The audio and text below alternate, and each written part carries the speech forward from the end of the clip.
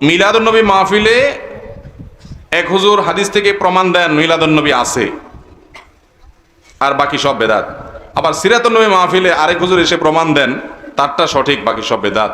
এখানে কোন পথ সঠিক, আমি কোনটা মানবো? আমি জেনারেল লাইনে শিক্ষিত ভাই। আমি এই সম্পর্কে বলি, আপনার প্রশ্ন শুনে মনে হয় আপনি ভাজা মাছটাও উল্টে খাইতে পারেন না।